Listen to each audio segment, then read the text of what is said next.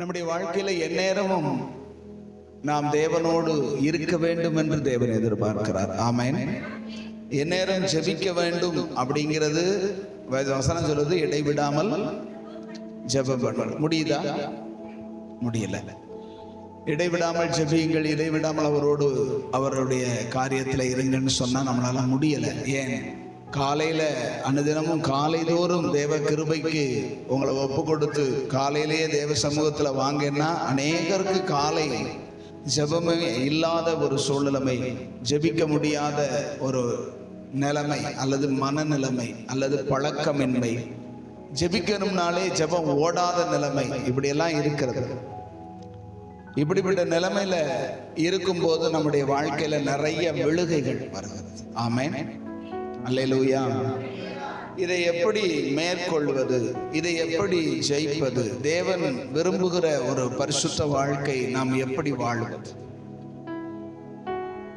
நாம் எந்நேரமும் தேவனோடு இருக்க வேண்டும் என்றால் எப்பொழுதும் ஜெபித்து கொண்டே இருக்க முடியுமா? முடியாது. அப்படின்னா தேவன் நம்ம என்ன செய்ய சொல்லுகிறார், நாம் எதை செய்ய வேண்டும் என்று சொல்லுகிறார், எப்படி இருக்க வேண்டும் என்று விரும்புகிறார் என்று நாம் அறிந்து அதன்படி இருப்பதற்கு நம்மை ஒப்பு கொடுப்போமானால் நம்முடைய வாழ்க்கையில தேவனுக்கு பிரியமாய் நடப்பது சாத்தியம்.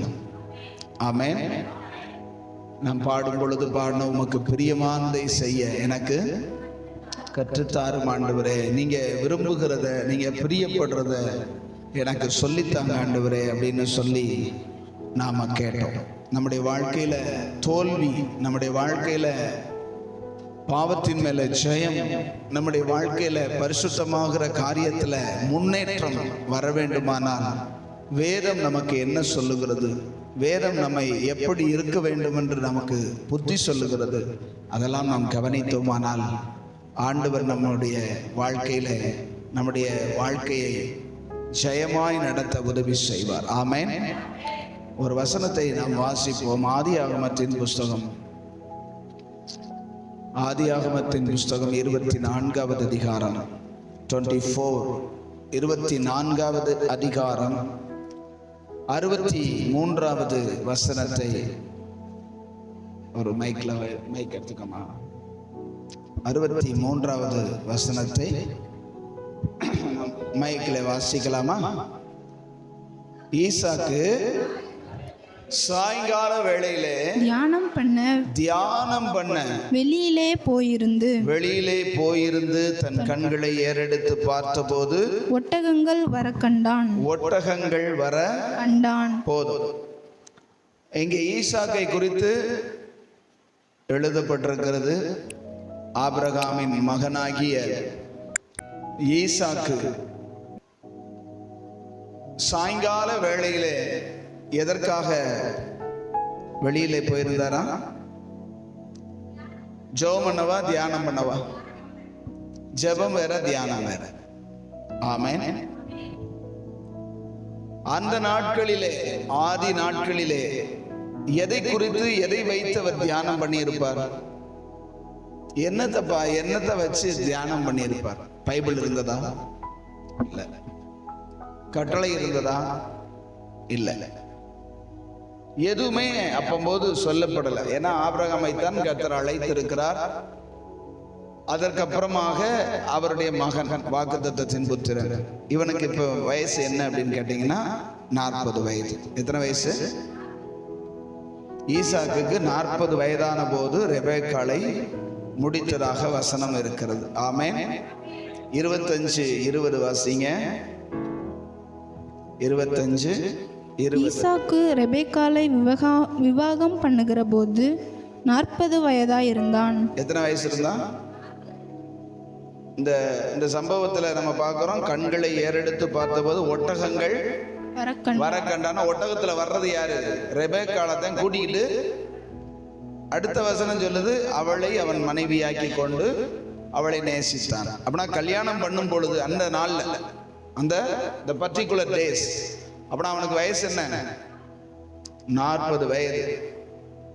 ஒரு 40 வயது திருமணமாகாத, திருமணத்திற்காய் காத்து கொண்டிருக்கிற, தேவ சித்தத்துக்காய் காத்து கொண்டிருக்கிற ஒருவர் சாயங்கால வேளையிலே வெளியிலே வெளியிலே போயிருந்து அப்படின்னு சொல்லப்படுது. எதற்காக போனார்னு அங்க சொல்லப்பட்டிருக்கிறது. என்ன எதுக்காக போயிருக்காரு?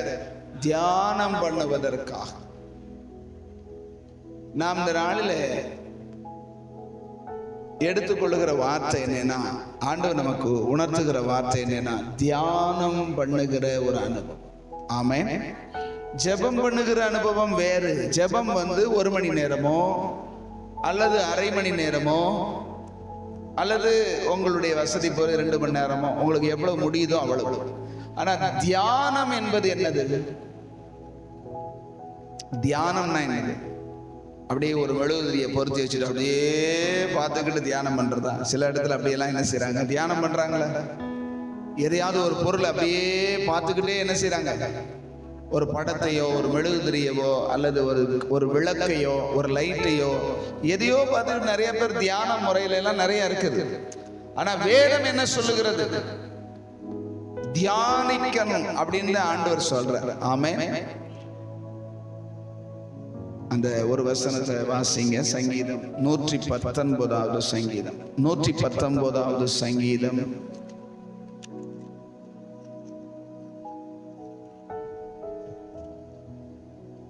97வது வசனம். உமது வேதத்தில் நான் எவ்வளவு பிரியமாயிருக்கிறேன், நாள் முழுதும் அது என் தியானம். அல்லேலூயா. இவர் சங்கீதக்காரன் காலத்துல வேத புஸ்தகம் இருந்தது. வேத புஸ்தகம்னா இப்படி முழு புஸ்தகம் அல்ல. பழைய ஏற்பாட்டு காலத்துல தோரா என்று சொல்லப்படுகிறதான மோசையின் ஆகமங்கள், ஆதி ஆகமத்திலிருந்து யாத்ராகமும் லேவியராகமும் எண்ணாகமும் உபாகமும் மற்ற காரியங்கள் எல்லாம் என்ன செய்து அதெல்லாம் மொத்தமா தோல்சுருக்கள் இருந்தது. உடன்படிக்கை பெட்டிக்குள்ள அந்த தோற்சொற்கள் வைக்கப்பட்டிருந்தது. ராஜாக்கள் தங்களுக்கு பிரதிகள் எடுத்துக்கொண்டார்கள். அப்படினால அவர்களுக்கு வேதம் இருந்தது. ஆமென். கர்த்தருடைய வேதத்தில் அந்த வாசிங்க எல்லாரும் சேர்ந்து, உமது வேதத்தில் நான் எவ்வளவு பிரியமாயிருக்கிறேன் நாள் முழுவதும் அது என் தியானம் அப்படின்னு சொல்றார். ஆமென். ஆனா ஈசாக்குக்கு எந்த வேதமும் கிடையாது, எந்த கட்டளையும் கிடையாது. ஆனா அவர் வெளியில போய் என்ன செய்து கொண்டிருக்கிறார்? தியானித்துக் கொண்டிருக்கிறார். ஆமென். ஏன் தியானிக்கணும் அப்படின்னு சொல்லி பார்த்தா, நம்முடைய தியானம் என்பது என்ன சம்பந்தப்பட்டது? மனம் சம்பந்தப்பட்டது. என்னது? மனம் சம்பந்தப்பட்டது. உடல் சம்பந்தப்பட்டது கிடையாது. அப்படின்னா நம்முடைய மனசை தேவன் பக்கமா திருப்பி அவரையே நினைத்து கொண்டிருந்தா 24 மணி நேரமும் அல்லது சுய நினைவில் இருக்கிற தூங்குற நேரத்தை தவிர மற்ற எல்லா நேரத்திலையும் நமக்கு நினைவு இருக்கா இல்லையா? நினைவு தவறுகிறது எப்ப? தூங்கும் போது. அப்புறம் நினைத்து கொண்டிருக்க முடியும். அதாவது நீங்க பாத்தீங்கன்னா ஒரு பெரிய பேர் அதிர்ச்சி நமக்கு வந்தனா நம்முடைய வாழ்க்கையில ஒரு இழப்பு அல்லது ஒரு நன்மை, ஏதோ ஒண்ணு நம்ம எதிர்பார்க்காதது நடந்த உடனே அதே சிந்தனையா இருக்குதா இல்லையா? கடந்த நாள்ல நம்ம அனுபவிச்சோம் இல்லையா? ஜனவரி மாசத்துல இன்னும் சிலர் அதுல இருந்து வெளியே வரல, அது வேற விஷயம். சிலர் வெளியே வந்து கொண்டே இருக்கிறோம். அந்த நிலைமை பல நாட்கள் அப்படியே கண்ணை மூடினாலும் திறந்தாலும் அதே சிந்தனையா இருந்ததா இல்லையா? அதுதான் தியானம். அதுதான் நம்ம விரும்பாட்டாலும் நம்ம வேண்டாம்னு சொன்னாலும் அது நம்ம மனசை நிரப்புனதா? நான் உங்களுக்கு சொல்றது புரியும். ஒரு எதிர்பாராத இழப்பு வரும் பொழுது நம்முடைய மைண்ட் என்ன செஞ்சிருது? நிரப்பி பிடிச்சுக்கிடுதுல. கண்ணை மூடினாலும் அதுதான், கண்ணை திறந்தாலும் அதுதான், பேசினாலும் அதுதான், எதுனாலும் அதுதான். அல்லேலூயா. இதுதான் தியானத்திற்கு ஒரு எக்ஸாம்பிளா நான் சொல்றேன். அப்படின்னா அது நம்முடையதான மனதை நிரப்பும் பொழுது கண்ணை மூடினாலும் கண்ணை திறந்தாலும் அதே நினைவு. ஆமென் சொல்லுங்க. அப்படின்னா நம்முடைய மனசை ஏதோ ஒன்று நிரப்புனா அதையே நம்ம என்ன செய்கிறோம்? சிந்தனையில சிந்திச்சுக்கிட்டே இருக்கிறோம். ஆமென். அப்படின்னா கர்த்தர் என்ன சொல்றாரு, அந்த நாட்கள்ல அவன் எதை பத்தி சிந்திச்சிருப்பான்னா, தேவன் நம்மை அழைத்தது எங்க அப்பாவை ஒத்தையில இருந்து அழைச்சி, ஊரெல்லாம் என்னென்னமோ செய்யறாங்க, எங்க அப்பா மட்டும் ஒரு காணாத தெய்வத்தை நம்பி அவருக்காக என்னையவே பலிபீடத்துல வச்சு இதெல்லாம் நினைச்சு என்ன செய்வாங்க. அப்படியே தியானம் பண்ணி ஆண்டவர் அழைச்சிருக்காரு, எனக்குன்னு ஒரு மனைவியை என்ன செய்ய போறாங்க, கொண்டு வர போயிருக்காரு. அது எப்படி இருப்பாளோ தெரியாது, ஏன்னா அந்த வீட்டுக்கு போனதும் கிடையாது, அந்த ஊருக்கு போனதும் கிடையாது, பார்த்ததும் கிடையாது, பேசுறதும் கிடையாது. என் ஜனத்தாரிடத்துக்கு போ அப்படின்னு சொல்லி என்ன செய்யறாரு, அனுப்பி விடுறாரு. எப்படி இருப்பான்னு தெரியாது. என்ன நினைச்சு கர்த்தருடைய நடத்துதல், கர்த்தருடைய செயல்பாடுகளை நினைச்சு அவர் என்ன செய்யறாரு, அப்படியே தியானிச்சுக்கிட்டு இருக்கும் போதே ஒட்டகம் வந்துருச்சு. அதைத்தான் நம்ம அந்த இடத்துல பார்க்கிறோம். ஆமென். ஒட்டகத்துல வந்தது யாரு? மனைவி. ஆமென் சொல்லுங்க. மனைவியை கண்டடைகிறவன், வசனம் சொல்லுங்க, மனைவியை கண்டடைகிறவன் நன்மையானதை கண்டடைகிறான், கர்த்தரிடத்தில் தயையையும் பெற்றுக் கொள்ளுகிறான்னு சொல்லப்பட்டிருக்கு நீதிமொழிகள்ல. ஆமென். அல்லேலூயா. தேவனை தியானித்து கொண்டிருக்கும் போதே தேவனிடத்துல இருந்து ஒரு நன்மை வந்துருச்சு. ஆமென். கர்த்தரிடத்துல இருந்து ஒரு தயையும் வந்து விட்டது. ஆமென் சொல்லுங்க. சரி, நம்ம இன்னைக்கு வாசித்ததான அந்த நீங்க யோசுவா 1ஆம் அதிகாரத்துல ஆண்டவர் யோசுவாவுக்கு கட்டளை இடுகிறார். இப்பொழுது மோசே மரித்து போனார். மோசே மரித்த பின்பு கர்த்தர் மோசேயின் ஊழியக்காரனான நூனின் குமாரன் யோசுவாவை நோக்கி, 1ஆம் அதிகாரம் 1வது வசனத்துல, மோசே மரித்த பின்பு மோசேயின் ஊழியக்காரனாய் வேலைக்காரனாய் இருந்ததான நூனின் குமாரனான யோசுவாவை பார்த்து ஆண்டவர் சொல்லுகிறார். ஆமென். இப்பொழுது என்ன அப்படின்னா, இத்தனை லட்சம் மக்கள் இருக்கிறார்கள், இத்தனை கூட்டம் இருக்கிறார்கள். இவர்களை பற்றி நல்லாவே யோசுவாவுக்கு என்ன செய்யும், தெரியும். இவர்கள் எப்படிப்பட்ட ஜனங்கள், வணங்கா கழுத்துள்ள ஜனம். ஆண்டவர் ஒண்ணு சொன்னா இவன் ஒண்ணு செய்வான். மோசேவே அந்த பாடு படுத்தினாங்க. இப்ப மோசே எனக்கண்ணேன்னு என்ன செஞ்சிட்டாரு, போய் சேர்ந்துட்டாரு. இப்ப யோசுவாவை அந்த ஸ்தானத்துல அபிஷேகம் பண்ணிட்டு போயிருக்கிறாரு. அவன் பலசாலி. பார்த்துக்க, எல்லா யுத்தத்தையும் நடத்தினது யாரு, படைத்தலைவர் யார், யோசுவா. அப்படின்னா அவர் ஒரு யுத்த வீரன். ஆமென். அவனுக்கு மனுஷனை குறித்து பயமே, எவ்வளவு பெரிய ராஜாக்களையும் சங்கரிச்சு என்ன செஞ்சிருவார். அந்த மோசே உயிரோடு இருக்கும்போது 2 ராஜாக்களை, பெரிய ராஜாக்களை சங்கரிச்சாங்க. யாருன்னு சொல்லுங்க பாப்போம், பேர் சொல்லுங்க, தெரியுமா? அதுதான் வேதத்தை என்ன செய்யணும், தியானிக்க. பாசானின் ராஜாவாகிய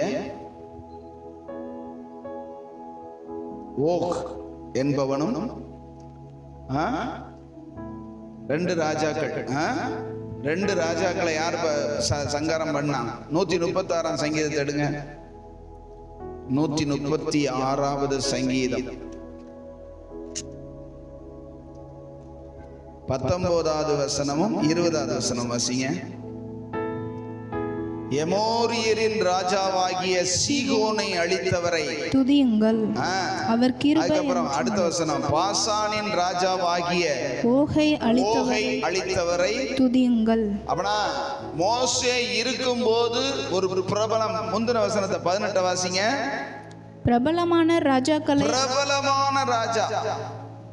17ல பெரிய ராஜாக்கள் அப்படி சொல்லப்பட்டிருக்கு.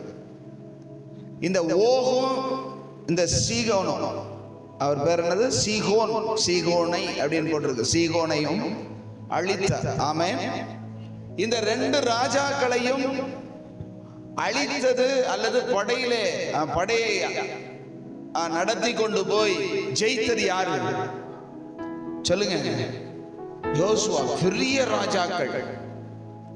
நீங்க 2-3 அதிகாரம் தாண்டி போய் பார்த்தீங்கன்னா, ஒரு அதிகாரம் தாண்டி 2வது அதிகாரத்தில் பார்த்தீங்கன்னா, எரிகோவில் வேவு பார்க்க போகும்போது அங்க உள்ள ஜனங்கள் சொல்லுவாங்க, சீகோனையும் ஓகையும் அழித்ததை நாங்கள் கேள்விப்பட்டு நடுங்கி போனோம்.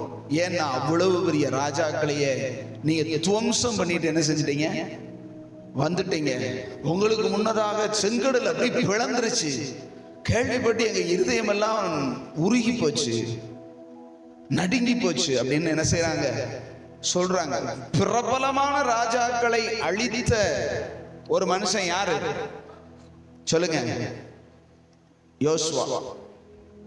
ஆனா அந்த யோசுவா இப்ப நடுக்கம் கொண்டு கலங்கி திகைக்கிறான். அந்த வசனத்தை வாசிங்க.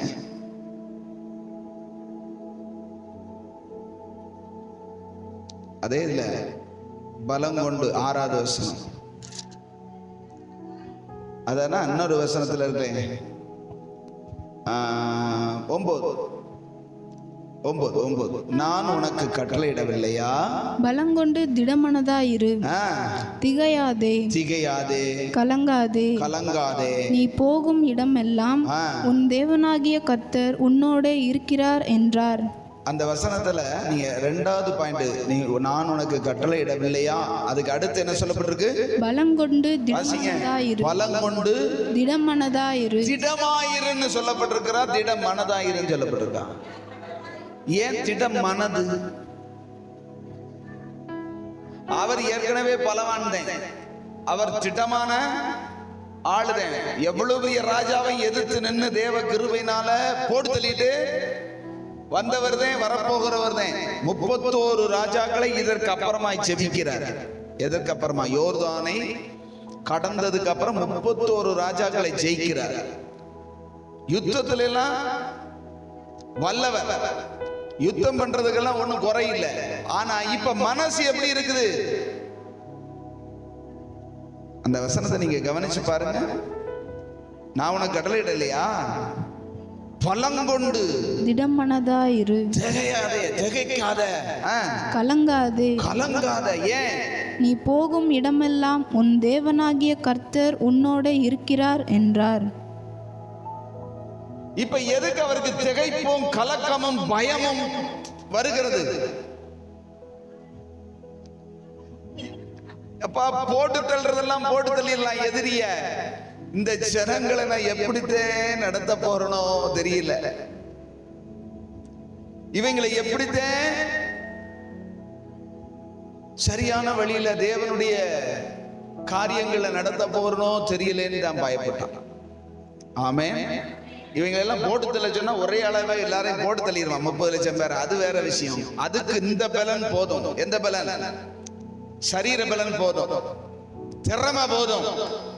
ஆனா தேவனுடைய காரியங்கள்ல ஜெயிக்கிறதுக்கு, தேவனுடைய காரியங்கள்ல நடக்கிறதுக்கு நினைக்கும் போது அவனுக்கு திகைப்பும் பயமும் கலக்கமும் அவனை என்ன செய்கிறது?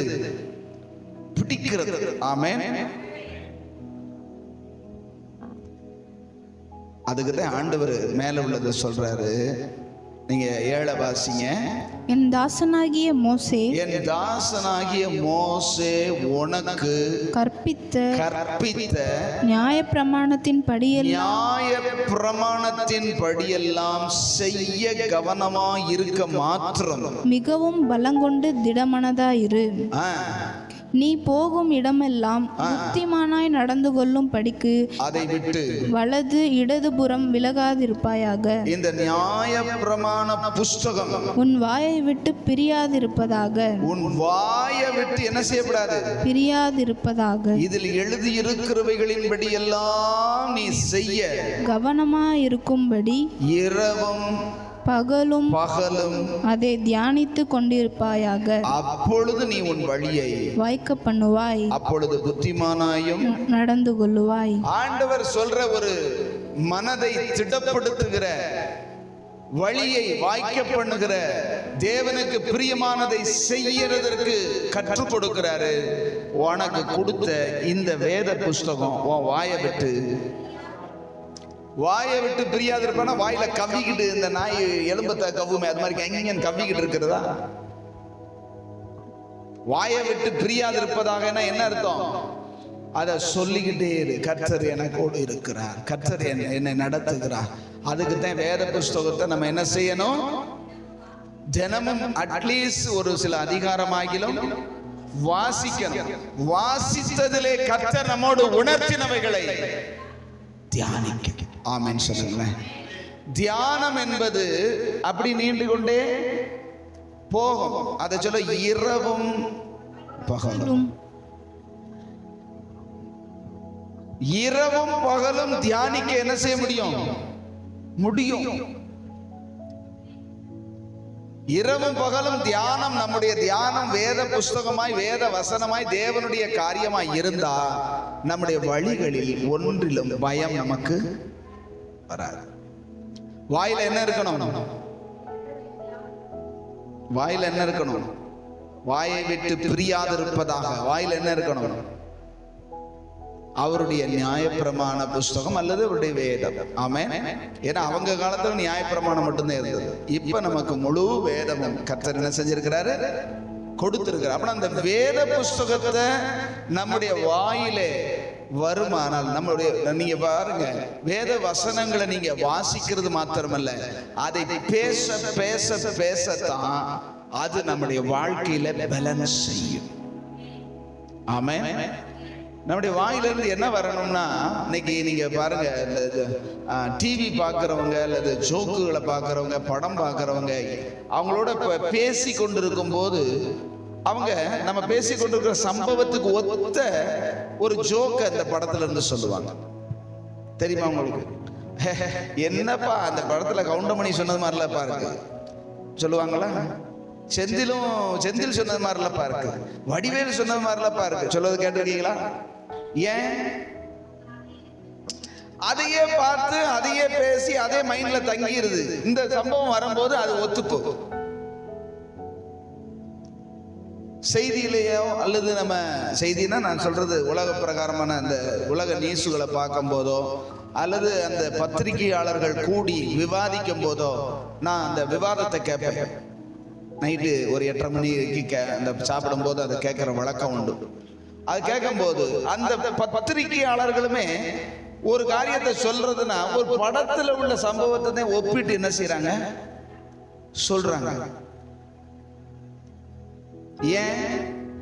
அவங்களுக்கு அதுதான். அல்லேலூயா சொல்லுங்க. கவனிங்க கவனிங்க, கண்ணை மூட, நல்லா நிமிர்ந்து உட்காருங்க. தேவ சமூகத்துல வசனத்தை வாசிக்கும் போது என்ன செய்யணும்? பைபிளை பார்க்கணும். பைபிளை இருத்தி அணைச்சிக்கிட்டு தலைவணியா மாத்திரக்கூடாது. ஆமென் சொல்லுங்க. அல்லேலூயா. நல்லா பாருங்க, பைபிளை பாருங்க. வாயை விட்டு அது பிரியாதிருப்பதாக அதை பேசிக்கொண்டிரு. இரவும் பகலும் அதை தியானிக்கிறதற்காக நீ அதை கொஞ்ச நேரம் படிக்கிறத மைண்ட்ல ஏத்தி ஆண்டவர் இப்படி சொல்லி இருக்கிறார், கர்த்தர் இப்படி நடந்தார், கர்த்தர் இப்படி செய்ய சொன்னார், கர்த்தர் இதை எனக்கு கற்றுக் கொடுத்திருக்கிறார் அப்படின்னு வாயில என்ன செய்யணும்? பேசணும். ரோமர் 10ஆம் அதிகாரத்துல 9:10 நீங்க வாசிங்கன்னா, விசுவாசிக்கிறவன் என்ன செய்வான்னா ரட்சிக்கப்படுவான்னு சொல்லிட்டு வாயினாலதான் அறிக்கை செய்யும் பொழுதுதான் ரட்சிப்பு உண்டாகுமா, அப்படி சொல்லப்பட்டிருக்கு. ஆமென். நீதி உண்டாக இருதயத்துல விசுவாசிக்கப்படும், ரட்சிப்பு உண்டாகணும்னா வாயினாலே அறிக்கை செய்யப்படும். ரோமர் 10ஆம் அதிகாரம் 10 சொல்லப்பட்டிருக்கு. ஆமென். ரட்சிப்பு அப்படிங்கிறது என்னது? விடுதலை. நமக்கு அது தேவை. அந்த விடுதலை தேவைன்னா வாயில என்ன செய்யணும்? எதை? வேத வசனங்களை. ஆமென் சொல்லுங்களேன். வேத வசனங்களை கற்றுக்கொண்டு வாயில நல்லா, சில பேர் படிக்கிறது படிப்பாங்க, சத்தமே வராது. சத்தமா படிக்கும் போது, வாயை திறந்து சத்தமா படிக்கும் போது நம்முடைய மனசுல அது நிரம்புது. ஆமென். சின்ன பிள்ளைகள்ல நான் கேட்டிருக்கேன், பள்ளிக்கூடத்துல படிக்கும் போது வாயை திறந்து சத்தமா படிக்கிற, அப்படின்னா தானே மனசுல தங்கும் அப்படிம்பாங்க டீச்சர்ஸ். சத்தமா படிச்சா மனசுல என்ன செய்யும்? தங்கும். 4 பேர் சத்தமா படிக்கிற இடத்துல நீங்க போய் கொஞ்ச நேரம் நின்னீங்கன்னா அவங்க படிக்கிறது உங்களுக்கு மனசுல தங்கிடும், மனப்பாடம் ஆயிரும். நீங்க படிக்கவே வேண்டாம். அல்லேலூயா. கவனமா படிக்க, சத்தமா படிக்கிறவங்க அவங்களுக்காக படிச்சுட்டு இருப்பாங்க. அவன் மனப்பாடமாகலே 4 தடவை அதை வாசிப்பான். பக்கத்துல இருக்கிற நமக்கு அது கிளீனா மனப்பாடம். ஆமென். ஆனா சத்தமா வாசிக்க வாசிக்க மனசுல என்ன செய்யுது? நிரம்புது. வாயில என்ன செய்யணும்? பேச. வாயில பேசுனது மனசுல தங்குது, மனசுல இருக்கிறது தியானிக்க முடியுது. மனசு நிரம்பிடுச்சுன்னா மன நிரம்பாம தியானிக்கவே முடியாது. அதனால சொல்றாரு, உங்களுடைய வேதத்தில் நான் எவ்வளவு பிரியமா இருக்கிறேன், நாள் முழுவதும் அது என் தியானம் அப்படி சொல்றாரு. ஏன் அப்படின்னா தியானிக்க தியானிக்க தியானிக்கத்தான் நம்முடைய இருதயத்துல தேவன் மேல ஒரு அன்பு உண்டாகும். எனக்காக ஆண்டவர் இப்படிப்பட்ட காரியங்களை செய்வேன்னு சொல்லி இருக்கிறாரு. அவங்களுக்கு செஞ்சார், மோசேக்கு செஞ்சார், ஆபிரகாமுக்கு செஞ்சார், ஈசாக்குக்கு செய்தார், தாவீதுக்கு அதை செய்தார், எனக்கும் அதை செய்வார். ஆமென் சொல்லுங்களேன். எதுக்கு எழுதி கொடுத்திருக்காரு கர்த்தர்? வேதாகமத்தை எதுக்கு நமக்கு எழுதி கொடுத்திருக்கிறாரு? அதை வாசிக்கணும், அதை தியானிக்கணும். அது நமக்கு என்ன அப்படின்னு கேட்டீங்கன்னா, இப்படி எல்லாம் நான் செஞ்சிருக்கிறேன், நீ அதை வாசித்து தியானித்து அதை அறிக்கை செய்தா உன் வாழ்க்கையில அப்படி நடக்கும். அதுக்கு தான் போன ஊழியர் கூட்டத்துக்கு எத்தனை பேர் வந்தீங்க அப்படின்னு தெரியல, ஒரு சிலர் வந்திருந்தீங்க. அந்த செய்தியில நான் அதுதான் நம்ம குரூப்ல போட்டு விட்டேன்.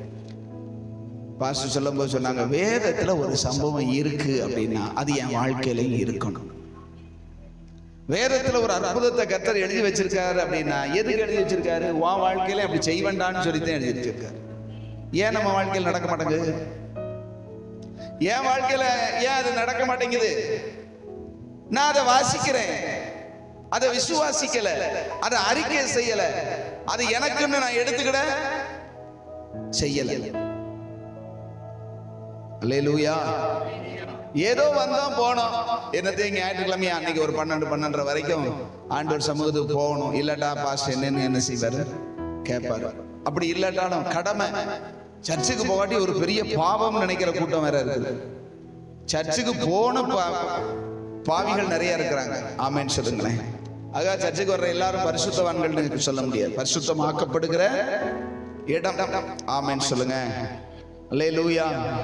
நாம் எப்படி நடக்கணும்னு கற்றுக்கொள்ளுகிற இடம். கற்றுக்கொண்டு நம்முடைய வாழ்க்கையில நம்ம செயல்படுத்தணும்னு கர்த்தர் என்ன செய்கிறார்? விரும்புகிறார். ஆமென்.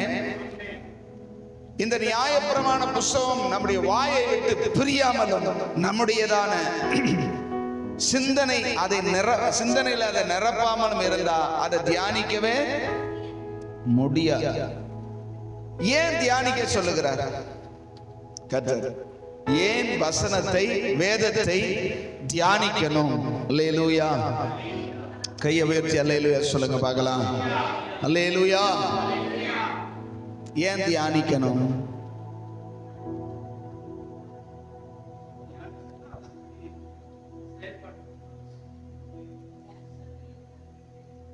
என்ன இருக்குன்னு தெரியும், தெரிஞ்சுக்கிறதுக்காகவா?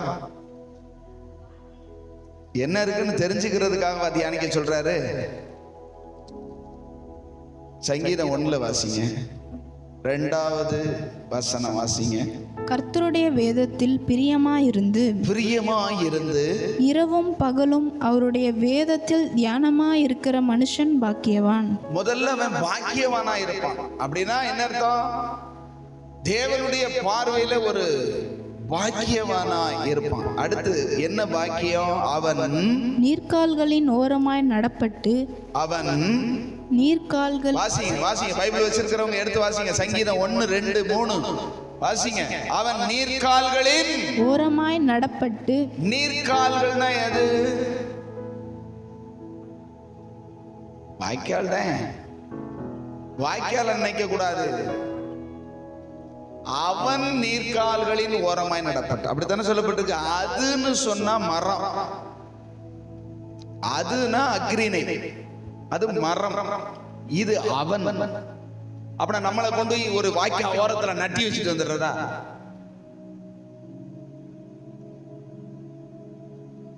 அதே ஃபாதர் வாய்க்கால்கள் ஓரத்திலே நடப்பட்ட மரம் நானே அப்படின்னாரு. எந்த வாய்க்கால்? பரிசுத்த ஆவியானவர் பாய்ந்து ஓடுகிற வாய்க்கால். ஆமென். ஜீவ நதி பாய்கிற வாய்க்கால் ஓரத்துல நடப்பட்ட அப்ப பரிசுத்த ஆவியானவரால் நிரப்பப்பட்ட ஒரு வாழ்க்கை. ஆமென் சொல்லுங்களேன்.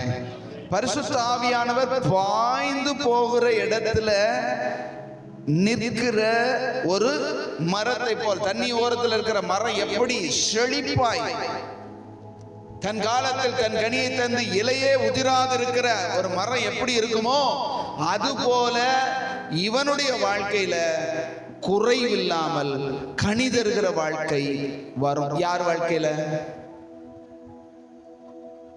2வது வசனத்தை வாசிங்க.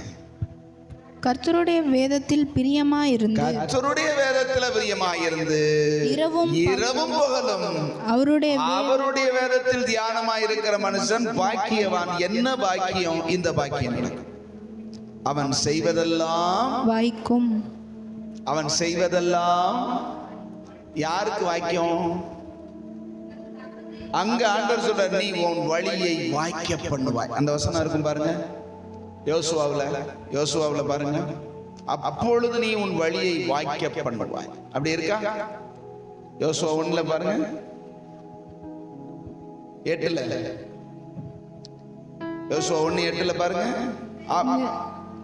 நீ செய்ய கவனமாய் இருக்கும்படி இரவும் பகலும் அதை தியானித்து கொண்டு இருப்பாயாக. அப்பொழுது நீ உன் வழியை வாய்க்க பண்ணுவாய். உன் வழியை வாய்க்க பண்ணுவாய். உன் வழியை அங்க 3வது வசனத்தில் என்ன சொல்லப்பட்டிருக்கிறது? அவன் செய்வதெல்லாம். ஐயா, நம்முடைய வாழ்க்கை வாய்க்கும். நம்ம செய்யறதெல்லாம் வாய்க்கணும், நம்ம கேட்கறதெல்லாம் கிடைக்கணும்.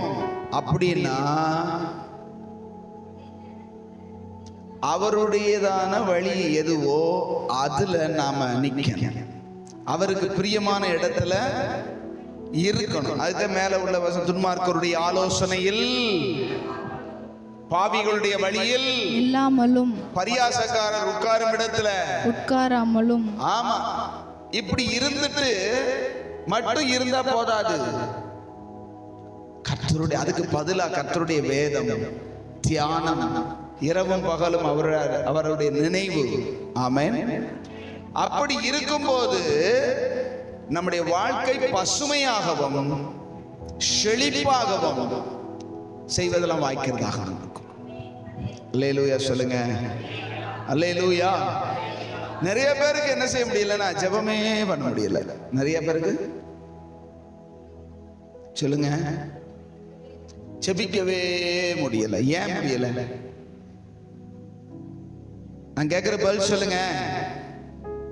ஏன் ஜெபிக்க முடியல?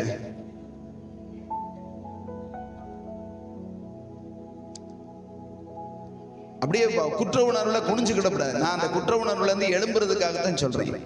ஏன் நம்மளால ஜெபிக்கவே முடியல? கரெக்டா யார் பதில் சொல்லுவாங்க? ஜெபமண்ண உட்கார்றேன் பாஸ்டர், ஜெபமண்ண உட்கார்ந்தாலும் எங்கிட்டோ சிந்தனை, நான் சோத்திரம்னு சொல்லிக்கிட்டு இருக்கேன். அது பார்த்தா ஊரெல்லாம் சுத்துது பாஸ்டர். கடைசியில ஜெபமே ஓடல, முடிச்சுட்டு வந்துட்டேன். இப்படி இருக்கா? எல்லாருடைய வாழ்க்கையில இது இருக்கும். இருக்கா? இல்ல உட்கார்ந்த உடனே அப்படி பரிசுத்த ஆவியானவரை நிரப்புகிறார். அப்படியே தேவனோடு நான் உறவாடி மணிக்கணக்காய் நான் அவரோடு பேசி எந்திரிச்சு வர முடியாம, எந்திரிச்சே வர்றதுக்கு மனசில்லாம நான் எந்திரிச்சு வர்றேங்கிறவங்க கை தூக்குங்க. இதுக்கும் இல்ல அதுக்கும் இல்லைன்னா என்ன அர்த்தம்? அல்லேலூயா. அப்படின்னா அப்படி இல்லை அப்படின்னாலே எப்படித்தான் இருக்கும்னு அர்த்தம்னா, பல சிந்தனைகள். ஆண்டவரே, ஒரு அரை மணி நேரமாகிலும் இன்னைக்கு சோமனன். ஆண்டவரே, மணி 7 ஆச்சு, 7:30 வரைக்கும் சோதர 7 பத்தாச்சா? சோதர ஆண்டவரே, அதுக்காய் சோதர, இதுக்காய் சோதர, எல்லாத்துக்காய் சோதர. மணி 7:20, இன்னொரு 10 நிமிஷம் சோதரம் பண்ணு. அது இந்த பிளவு தேவை. 1 மணி நேரம் ஜெபம்னு ஒப்பு கொடுத்துருக்கேன். இந்த ஒரு வாரம் 10 நாளா மல்லு கட்டி ஒரு வாரம் 1 மணி நேரம் என்ன செய்யறேன்? ஜெபம் பண்றேன். கொண்டு செல்ல நம்ம ஜெபம் என்ன இல்லை. ஏன் நான் முதல் சொன்னது மாதிரி, இப்படி சொன்னது மாதிரி, தேவ சமூகத்துக்கு போன உடனே எல்லாம் மறந்து, உலகமே மறந்து, அவருடைய சமூகத்தில் நிறைஞ்சு, அவரால் நான் நிறைஞ்சு, என் துதியால் அவர் நிறைஞ்சு, அப்படியே மகிமை மூடி, என்னத்துக்கு ஜெபம் பண்ணணுன்னே தெரியல. 3 மணி நேரம் ஆச்சு பிரதர், ஒன்றுமே ஜெபம் பண்ண மாதிரி இல்லை, ஆனால் அப்படியே மகிமையில் இருந்துட்டு வந்தேன் அப்படின்னு சொல்கிற அனுபவம் இல்லை.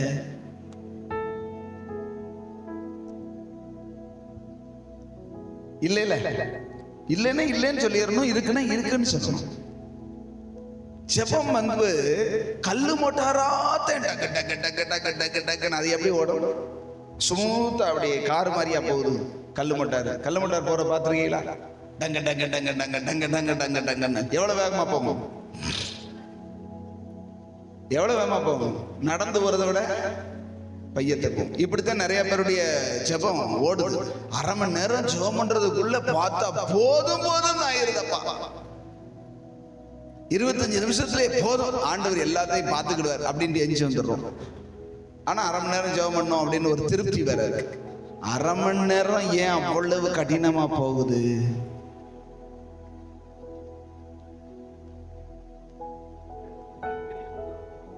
வாசிங்க 39ஆம் சங்கீதம். சங்கீதம் 39.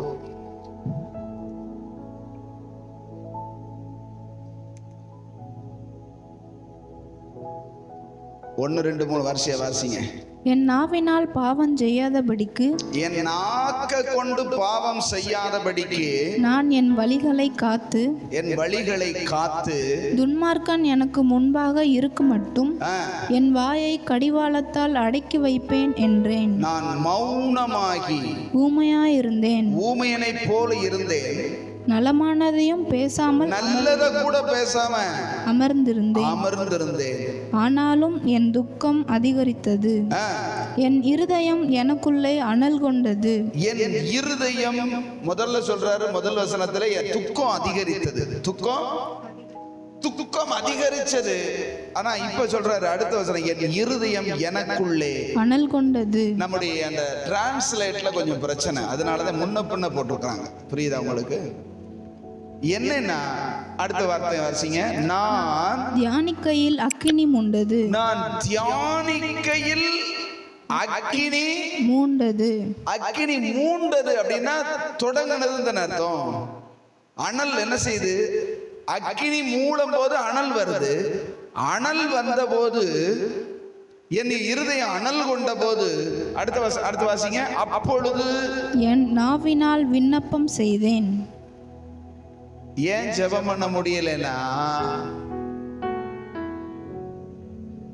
தியானிக்கும் பொழுதுதான் தேவன் மேல ஒரு அக்கினி, ஒரு அனல், அவருடையதான அன்பை, அவருடைய தியாகத்தை, அவர் நம்ம வைத்த கிருபையை உணர்ந்து, ஆண்டவரை என் மேல இவ்வளவு அன்பா இருக்கிறீங்களான்னு சொல்லி அவர் மேல நினைவு குவிந்து அவரை தியானிக்க தியானிக்க தியானிக்க இருதயம் என்ன செய்யும்? அனல் மூடும். அனல் மூண்டாத்தே என்ன செய்து? ஜெபமே அக்கினி மூண்டது. ஆமென் சொல்லுங்க. என் இருதயம் அனல் கொண்டது, நான் தியானிக்கையில் அக்கினி மூண்டது. அனல் வந்தது, அக்கினி மூண்டதுன்னு சொல்லப்பட்டிருக்கு. அதுக்கப்புறம் தான் இவர் என்ன செய்யறாரு? விண்ணப்பம் பண்ணுகிறார், நாவினால் விண்ணப்பம் பண்ணுகிறார். ஆமென் சொல்லுங்களேன். அல்லேலூயா. என்ன தியானிக்கிறார்னு கீழே இருக்கு. கர்த்தாவே, நான் எவ்வளவாய் நிலையற்றவன் என்று உணரும்படி என் முடிவையும் என் நாட்களின் அளவு இவ்வளவு என்பதையும் எனக்கு தெரிவியும். இதோ என் நாட்களை 4 விரற்கடை அளவாய் ஆக்கினீர். என் ஆயுசு உமது பார்வையில் இல்லாதது போல் இருக்கிறது. எந்த மனுஷனும் மாயை என்பது நிச்சயம். தியானிக்கும் போதுதான் தெரியும். இல்லாட்டி தன்னை ஒரு பெரிய ஆளாகவும் சாதிச்சிருவேன், அப்படியே நாம வந்து யானையை பூனையாக்கிறேன், பூனையை யானை ஆக்கிடுவேன்னு தன்னை குறித்து ஒரு பெரிய கற்பனை. அதை சாதிக்கணும், இதை சாதிக்கணும், ஒன்றும் கிடையாது, மாயை. ஆமென் சொல்லுங்களேன். அங்க சொல்லப்படும், எவ்வளவாய் நிலையற்றவன் எவ்வளவாய் ஒரு சின்ன தலைவலி வந்தா, ஒரு காய்ச்சல் வந்தா ஆளு காணாம போயிடுறாயா. என்ன வீம்பு, என்ன ஒரு தெனாவட்டு மனுஷனுக்கு. ஒரு தலைவலிக்கு நம்மளால நிக்க முடியாது. ஆனா வீராப்பு எப்படி? மனுஷன் புல்லின் பூவை போல் இருக்கிறான் வசனம் சொல்லுது. அதை வாசிக்கும் போதுதான் புல்லுல வர்ற பூ எப்படி இருக்கும். பூ அப்படின்னா ஊதுனா கீழே விழுந்துரும். அதுதான் ஒரு மனுஷனுடைய வாழ்க்கை கர்த்தருடைய பார்வையில. அப்படின்னா நாம் தியானிக்கும் பொழுது கர்த்தருடைய சிந்தை நம்மை நிரப்புகிறது, கர்த்தருடைய பார்வை நமக்கு வருகிறது, கர்த்தருடைய வசனம் நமக்கு விளங்குகிறது. ஆஹா, நான் இப்படிப்பட்டவனான்னு சொல்லி யோசனை வந்து தியானம் வந்த உடனே தேவ சமூகத்துல போய் நம்ம தாழ்த்த முடிகிறது, ஜெபிக்க முடிகிறது, விண்ணப்பம் பண்ண முடிகிறது. ஆமென் சொல்லுங்க. அல்லேலூயா. ஏன் ஜெபம் பண்ண முடியல? தியானம் பண்ண முடியல. நம்மை பத்தி அறியணும்னாலே, நம்ம எப்படிப்பட்டவங்கன்னு புரியணும்னாலே நம்ம வேத வசனத்தை தியானிக்க வேண்டும். அல்லேலூயா. அப்படி நம்ம பத்தி, அதுக்கு தான் வேத வசனத்தை வாசிங்க, அதை கொஞ்ச நேரம் யோசிங்க அப்படின்னு சொல்றதுக்கு என்ன காரணம்? சும்மா வாசிக்க சொன்னார், கட கட கட கட கட கட கட கட 4 வருஷம். நல்ல வேலை இன்னைக்கு ஆண்டவரே 4 அதிகாரம் படிச்சிட்டேன். என்ன உங்களோட பேசினாரு? அந்த வசனத்தின் மூலமா கர்த்தர் உங்களோட பேசணும். இல்லது நீ தியானிக்கும் போது கர்த்தர் உன்னை உணர்த்தணும். புரிஞ்சதா? நீங்க பேசும்போது, நீங்க வாசிக்கும் போதே கர்த்தருடைய ஆவியானவர் அந்த வார்த்தையை உனக்குத்தான் உணர்த்துவார், உங்களோட பேசுவார், பளிச்சு பளிச்சு நடிக்கும். அல்லது நீ தியானிக்கும், என்ன போட்டிருக்கு, இது என்ன சொல்லி இருக்குன்னு நீ வாசிக்கும் போது உனக்குள்ள உணர்த்துவார். இது உனக்குள்ள இருக்குது, இப்படி இருக்கிற அப்படின்னு உணர்த்துவார். புரிஞ்சவங்க அல்லேலூயா சொல்லுங்க. அல்லேலூயா. இருதயம் தேவனுடைய வார்த்தையினால் உணர்த்தப்படும் பொழுது, உடைக்கப்படும் பொழுது தானா ஜெபம் வரும், தானா தேவ சமூகத்துல போய் விழுக வரும். ஆண்டவரே, நான் எவ்வளவு சூழ்நிலை மேல எவ்வளவு மோசமா இருக்கிறேன், நான் இப்படியா இருக்கிறேன் அப்படின்னு உணர்வு வரும். உணர்வு அடையும். உணர்வு அடைஞ்சா தேவ சமூகத்துல உடையும். அல்லேலூயா. ஆண்டவர் ஏன் அவ்வளவு பலவானா இருந்த பல பெரிய பெரிய வல்லமையுள்ள ராஜாக்களை முறியடிச்சவனை பார்த்து, நீ உன் வழியை வாய்க்க பண்ணணும்னா, நீ செய்கிற காரியங்கள் எல்லாம் வாய்க்கணும்னா, இரவும் பகலும் இந்த புஸ்தகத்தை உன் வாயை விட்டு பிரியாம தியானிச்சுக்கிட்டே இரு, தியானிச்சுக்கிட்டே இரு. எதை தியானிக்கிறோம், எதை யோசிக்கிறோம், மண்டையில எது ஓடுது யோசிச்சு பாருங்க. தன் சிந்தனையை சரி பண்றவன், தன்னுடைய சிந்தனையை கட்டுப்படுத்த அல்லது தேவன் பக்கம் திருப்ப பழகிறவன் ஆவிக்குரிய வாழ்க்கையில ஜெயிக்கிறான். அல்லேலூயா. புரியுதா உங்களுக்கு? தன்னுடைய வாழ்க்கையை, தன்னுடைய மைண்டை, தன்னுடைய நினைவுகளை தேவன் பக்கமா அப்படி திருப்ப யார் பழகிறாங்களோ, வேத வசனத்தின் பக்கமா கர்த்தர் பக்கமா திருப்ப யார் பழகிறாங்களோ அவங்க ஜெயிக்கிறாங்க. அவங்க அவங்க அவங்க விண்ணப்பம் கேட்கப்படுகிறது. அவர்கள் நீர்க்கால்களின் ஓரமாய் நடப்பட்டு தன் காலத்தில் தன் கனியை தந்து, அப்படிப்பட்ட அனுபவங்கள் அவர்களுக்கு வருகிறது. இல்லாட்டி 100 வருஷம் பைபிள் படிச்சாலும், ஆராதனைக்கு போனாலும், செய்தி கேட்டாலும் ஒரு மாற்றமுமே வராது, ஒரு கனிகளுமே வராது. ஏன்னா தன்னுடைய நினைவு, தன்னுடைய சிந்தனை பகுதியை தேவன் பக்கமா திருப்ப முயற்சி பண்ணல, முடியல. இல்ல, முயற்சி பண்ண முடியாததை கர்த்தர் சொல்ல மாட்டார். ஆமென். ஒரு மனுஷனால முடியாததை செய்யறான்னு சொல்லுவாரா? இந்த என் பேரன் இருக்கான் பொடுதி, அவனை தூக்கி அந்த அங்குள்ள இருக்கிற உரலை தூக்கி அப்படி ஓரமா போடுறா அப்படி சொல்லுவேனா? வேணா அது மேல ஏறி விளையாட சொல்லலாம். சரிதானா? நான் சொல்றது சரிதானா? உங்களுக்கு புரியுதா? அவனை தூக்கி அந்த உரலை நகட்டுறான்னு சொல்லுவேனா? ஏன் சொல்ல மாட்டேன்னா, அது அவனுக்கு முடியாதுன்னு தெரியும். ஆமென் சொல்லுங்க.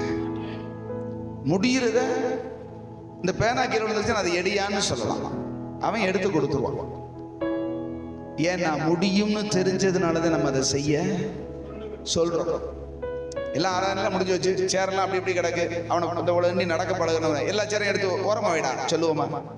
உரலை தூக்க முடியாட்டாலும் அந்த சேரை தூக்கி அடிக்க வைப்பானா தெரியுமா? அவனுக்கு தெரியாது, முடியாது.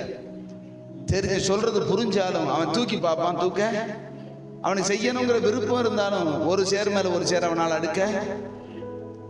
ஏன்னா அந்த அறிவு எனக்கு என்ன செய்யுது? உங்களுக்கும் எனக்கும் அந்த அறிவு இருக்கு. பொல்லாதவர்களாகிய நீங்கள் உங்கள் பிள்ளைகளை எப்படி நடத்த வேண்டும் என்று அறிந்திருக்கிறதுனால் பரமபிதா எப்படி நடத்துவார்? உங்களுக்கு முடியாததையும் உங்களால செய்யவே முடியாததையும் உங்கள்கிட்ட செய்யி செய்யி செய்யின்னு சொல்லுவாரா? சொல்லுங்க. அப்ப ஏன் நம்மளால செய்ய முடியல? செய்ய முடியலன்னா செய்ய பிடிக்கல அல்லது செய்ய மனசு இல்லை. அந்த வசனத்தை வாசிங்க. யோவான் 12ஆம் அதிகாரத்துல, யோவான் 12 எடுங்க, சீக்கிரம் சீக்கிரம் சீக்கிரம். யோவான் 12ஆம் அதிகாரம்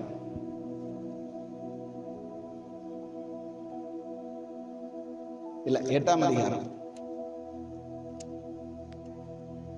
இல்ல 8வது அதிகாரம் 43வது வசனம்.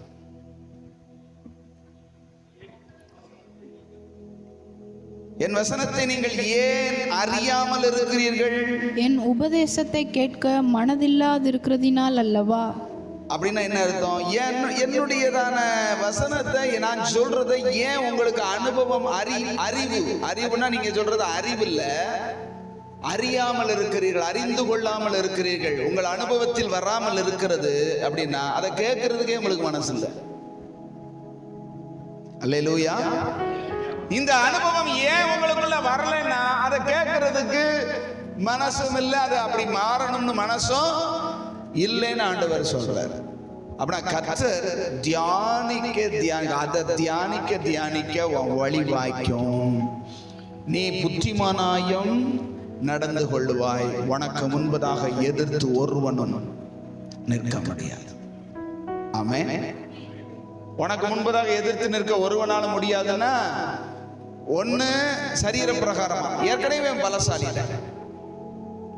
பலசாலி, ஆனா இவன் மனம் தளர்ந்துட்டான்னா இவன் யாருக்கு முன்னாடி எதிர்த்து நிற்க முடியாது.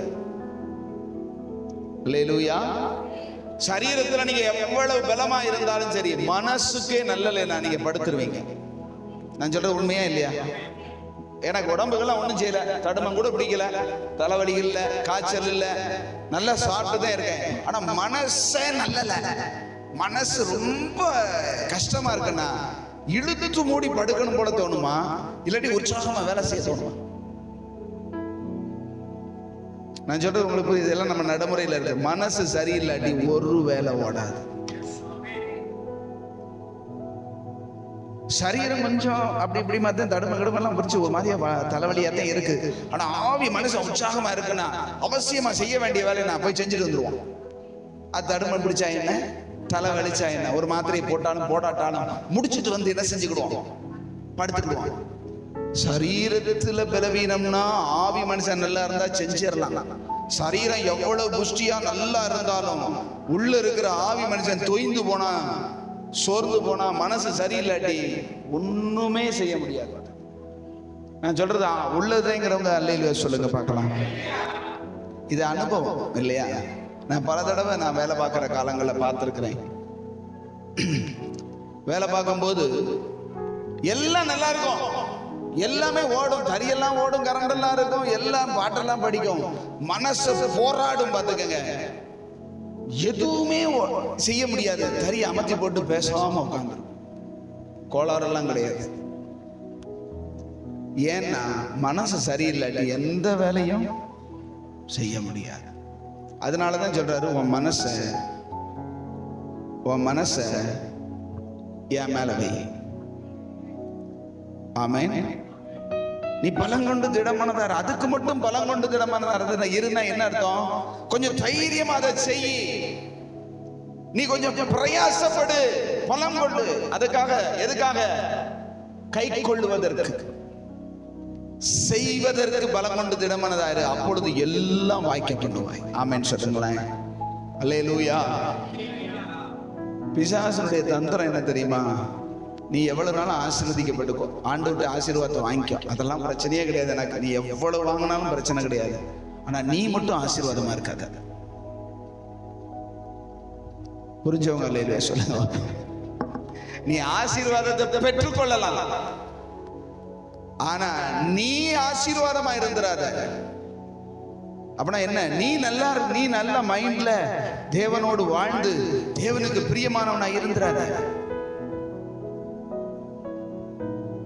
ரெண்டுக்கும் வித்தியாசம் இருக்குது. கர்த்தருடையவைகளால் நிரப்பப்படு, கர்த்தர் கொடுக்கிற ஆசீர்வாதங்களால் நிரப்பப்படு, ஆனா கர்த்தரால நிரப்பப்பட்டாத. ஆமென். நீ கர்த்தரால நிரம்பணும்னா என்ன செய்யணும்? உன் மைண்டு தான், உன்னுடைய சிந்தனையில தான் அவர் என்ன செய்வாரு? நிரம்பி இருந்தா அப்படியே நீ கிறிஸ்துவினுடைய சாயல்ல வளர்ந்துருவ. உன் மைண்டு கர்த்தரால சமூகத்தால நிரம்பி இருந்தா உன் குணம் மாறிடும். ஆமென். உன்னை பிசாசு தொடவே, உங்க மைண்ட் முழுவதும் பரிசுத்த சிந்தனையிலையும் வேத வசன சிந்தனையிலையும் கர்த்தருக்கு பிரியமானதை நீங்க சிந்திச்சுக்கிட்டே இருந்தா பிசாசு உங்களை தொடக்கூட முடியாது. நீங்க எவ்வளவு முட்டையும் கறியும் கோழியும் மீனும் ஆடும் சாப்பிட்டு நல்ல புஷ்டியா இருக்கீங்கன்னு வச்சுக்கோங்க, உங்களை லேசா பயன்படுத்த ஆரம்பிப்பான். புரிஞ்சவங்க சொல்லுங்க. சரீர பலவீனம் கர்த்தருக்கு பிரச்சனை இல்லை. சரீர பலவீனத்துல இருக்கிறவன கர்த்தருடைய வல்லமை லேசா என்ன செஞ்சிடும்? தூக்கிடும். ஆனா ஆவியில பலவீனமா இருக்கிறவன பிசாசு லேசா பயன்படுத்துவோம். இன்னைக்கு சரீரத்துக்கு எவ்வளவு தூரம் முக்கியத்துவம் கொடுக்கிறோம் கவனிக்கிறீங்களா? இங்க இருக்கிறேன்னு சொல்றவங்க அல்லேலூயா சொல்லுங்க பார்க்கலாம். சரீரம் பலவீனம் ஆயிடக்கூடாதுங்கிறதுக்காக 3 நேரமும் கிளீனா ஒரு வகை 2 வகை 3 வகை காய் வச்சு நல்ல வசதியா நல்லா சாப்பிட்றதுக்கு நமக்கு தெரியுது. ஆமென். கொஞ்சம் மறைஞ்சு வச்சனாலும் மனசு வருத்தமா இருக்கு. அது கடையிலனாலும் என்ன செய்ய, ஒரு சிக்கன் 65 வாங்கிடுவோம், என்னன்னா ஒரு காய் குறைஞ்சு வச்சு, அல்லது ஒரு சிக்கன் ரைஸை வாங்கி என்ன செஞ்சிடணும், நைட்டுக்கு அடிச்சிடணும். என்னன்னா மத்தியானம் கஞ்சி தான் குடிச்சிருக்கோம். அந்த சரீரத்துக்கு தானே காலையில் அது எங்க போகுது? கக்காவா போயிடும். அதுக்கு இவ்வளவு செலவழிச்சு இவ்வளவு ரிஸ்க் எடுத்து இந்த சரீரத்தை போஷிக்கிறோமே, என்னதான் பலனா இருந்தாலும் பிசாசு லேசா தட்டிட்டு போறதுக்கான காரியத்தை நம்ம செய்யணும். ஆவியில பலன் அடைவதற்காக நம்ம என்ன செய்கிறோம் சொல்லுங்க? ஆவிக்கு ஒரு சிக்கன் ரைஸ் வாங்கி தர முடியுமா? இல்ல சிக்கன் 65 ஒரு 1/4 கிலோ 1/2 கிலோ வாங்கி உள்ள போட்டு கொஞ்சம் பலன் அடைன்னு சொல்ல முடியுமா? தேவ சமூகத்துல போய் தேவனால நிரப்பப்பட்டாலே ஒழிய உள்ளான மனுஷன் வல்லமையா பலப்படவே, சிந்தை நிரம்பினாத்தான் ஜெபம் பண்ண முடியும். சிந்தையில தேவனுடைய வார்த்தை நிரம்பினாத்தான் ஜெபிக்கிற மனமே வரும். சிந்தை சரியில்லாம பலவிதமா ஊரை பூரா ஒண்ணு விடாம சுத்திட்டு அப்படியே நீங்க வந்து ஜெபம் பண்ணி பாருங்க, போன இடமெல்லாம் ஜெபத்துல வரும். தெரியுமா உங்களுக்கு? எங்க பாஸ்டர் தான் சொல்லுவார், மெட்ராஸ்ல படிச்சுட்டு, ஆண்டவரே நீ வெளியவே போவேன், நான் எங்க போச்சோன்னாலும் அவரை தான் கூப்பிடுவாங்க, ஏன்னா அவர் கொஞ்சம் நல்ல உண்மையா இருப்பாருன்னு சொல்லிட்டு, உண்மையான மனுஷன். எங்கேயும் போனா இங்க வாங்க, நீங்க போய் இந்த விஷயத்தை செஞ்சுட்டு வாங்க, இந்த இதை வாங்கிட்டு வாங்க அப்படின்னு எங்க பாஸ்டர் என்ன செய்வாருன்னா, கமிஷன் அடிக்க மாட்டாரு, உண்மையா செய்வாரு, தெளிவா செய்வார். அதாவது ஒரு காரியம்னா அவங்க சொன்னது அப்படியே போய் கேட்டு கொடுத்ததை வாங்கிட்டு வந்துட மாட்டாரு. அவருடைய பார்வையில் அவருக்கு தெளிவா இருக்கிறத செஞ்சுட்டு வருவார். நம்மள மாதிரி நாங்கெல்லாம் ஒரே மாதிரி, அப்படிப்பட்ட மனுஷன். அதனால அவரையே எல்லாத்துக்கும் என்ன செய்வாங்க, பயன்படுத்துவாங்க. இவர் சொல்லுவார், என்னையே சொல்லாதீங்க, நான் வெளியே போயிட்டு வந்தாலே பாவ மன்னிப்பு தான் என்ன செய்ய வேண்டியிருக்கு, பாவ அறிக்கை செய்ய வேண்டியிருக்கு. மெட்ராஸ் நம்ம நம்முடைய கண்களை காத்து இருதயத்தை காத்து தேவையில்லாத பார்க்காம சிந்திக்காம இருக்கும். ஆனா அங்க பொம்பளைய சட்டையே போடாம திரிவாரு. புரியுதா உங்களுக்கு? கையே இருக்காது, ஸ்லீவ்லெஸ் போட்டுக்கிட்டு இருப்பாங்க. அது அவங்களுக்கு அவங்களுடைய கலாச்சாரம். நம்ம அவங்களை எதுவும் கோளாறு சொல்லலாம். ஆமென். இங்கே நம்ம ஊர்கள் எல்லாம் ரொம்ப நீட்னஸா சேலை அல்லது சுடிதார் போட்டு நல்லா நீட்டா மறைச்சிக்கிட்டு இருப்பாங்க. அங்க அப்படி இல்லை. நல்ல டைட்டா ஒரு ஜீன்ஸ் பேண்ட்டும் ஒரு டிஷர்ட்டும் போட்டுக்கிட்டு பொம்பளைங்க இப்படியே நெஞ்சிருந்துக்கிட்டு என்ன செய்வாங்க, வருவாங்க. அவளுக்கு கொஞ்சம் கூட வெக்கமும் இருக்காது, அது தப்புன்னு தெரியாது. ஆனா பாக்குற நம்முடைய மனசு என்ன செஞ்சிடும், கெட்டு போயிரும் சொல்லிட்டு எங்கேயும் போக வேண்டாம்னு நினைச்சாலும் இனியே போய் சொல்றாங்க. நான் போயிட்டு வந்தாலே நான் ஆண்டவரே என் கண்களை கழுவும், என் சிந்தையை கழுவும், நான் ஜெபம் பண்ண வேண்டியிருக்கு. என்ன மனசு மைண்ட் என்ன செஞ்சிருது, வாலிப வயசு இல்லையா, கல்யாணம் முடிக்க முன்னாடி இல்லையா, எதையாவது ஒரு கண்ணை பார்த்த உடனே இச்சிக்குது இல்லையா, ஆண்டவரே என்னை கழுவுன்னு சொல்லி ஜெபம் பண்ண வேண்டி இருக்குது அப்படின்னு பாரு. அப்ப நான் வெளியே ஒரு சும்மா ஒரு கடைக்கு போயிட்டு வந்தாலே நம்ம மனசுல என்ன நிரம்புது, பார்த்ததுதான் நிரம்புது. எதை பார்க்கிறோமோ அது நிரம்புது. கண்ணை மூடினாலும் அதுதான் தெரியுது. அதனாலதான் தீமையானதை பார்க்க மாட்டேன், தீமையானதை கேட்க மாட்டேன் செய்ய அப்படின்னு ஒரு தீர்மானம் எடுத்து தேவையில்லாதத சொல்லுங்க, தேவையில்லாதத பார்க்க. அதனாலதான் பரிசுத்தவான்களை நான் எசேக்கியா அவர்கள் சொல்றதை நான் கேட்டேன். அமெரிக்காவில் அவரை ஊழியத்துக்காக கூப்பிட்டுருந்தாங்க. அவர் பல இடங்கள்ல போய் தேவன் அவரை வல்லமையாய் பயன்படுத்தினார். ஒரு குரூப் போயிருக்காங்க, நம்ம பரிசுத்தவான்கள் பெரிய பெரிய பாஸ்டர்ஸ் போயிருக்கிறாங்க. ஊழியம் எல்லாம் முடிஞ்சு இப்ப டிக்கெட் நாளை கழிச்சுதான் டிக்கெட். நாளை கழிச்சு புதன்கிழமை வைங்களேன், புதன்கிழமை டிக்கெட். இன்னைக்கோட என்னது, சண்டையோட ஊழியங்கள் நிறைவு பெற்று 2 நாள் ரெஸ்ட். 3ஆவது நாள் என்னது, இந்தியாவுக்கு ஃபிளைட். அப்படின்னா அந்த 2 நாள் என்ன செய்யலாம்னு உடனே கூட வந்த பரிசுத்தவான்கள் தேவனுடைய ஊழியர்கள் வாங்க அப்படியே போய் நம்ம ஒரு என்ன நம்ம சுற்றுலாவுக்கு வரல, எதுக்கு வந்திருக்கிறோம், ஊழியத்துக்கு. 3 நேரமும் பிரசங்கம் பண்ணியாச்சு, பல கூட்டங்களை நடத்தியாச்சு. சபைக்கு போக வேண்டியது, ரோமுக்கு வர வேண்டியது, சாப்பிட வேண்டியது, ஜெபம் பண்ண வேண்டியது, ஊழியத்தை செய்ய வேண்டியது, வந்துட வேண்டியது, வேற எங்கேயும் போகல. இப்ப இன்னும் 2 நாள் இருக்கு. இந்த 2 நாள்ல நம்ம ஒரு நாள் அப்படி அந்த இதுகள்லாம் என்ன செய்வோம், நாயகரா, நீர்வீழ்ச்சி அப்படி இப்படி நிறைய இருக்கு இல்லையா. ஏன்னா அதுக்குன்னு வந்தாச்சு, இங்க அமெரிக்காவுக்கு வந்தாச்சு, போயிட்டு வருவோம் அப்படின்னு சொல்லி எல்லாம் கிளம்புறாங்க. நான் யாரும் பேரை சொல்ல மாட்டேன், நான் எசேக்கியா சொன்னதுனால அவர் பேர் சொல்றேன்.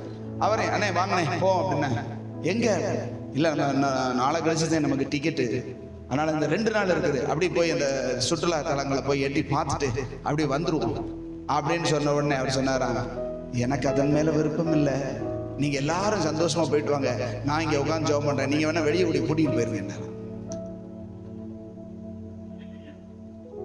ஏன்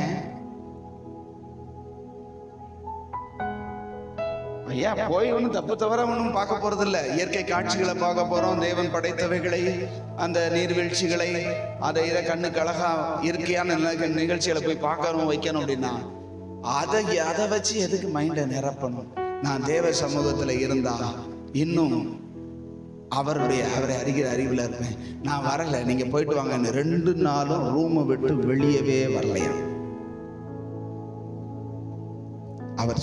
அவரே சொன்னதை நான் கேட்டேன். நான் போயிருந்த மீட்டிங்ல நமக்கு அப்படி ஒரு சான்ஸ் அதுவும் ஓசியிலேயே எல்லாவற்றையும் டோட்டல் ஃப்ரீ அப்படி இருந்தா அமெரிக்காவை ஒரு ரவுண்ட் அடிச்சிட மாட்டோமா?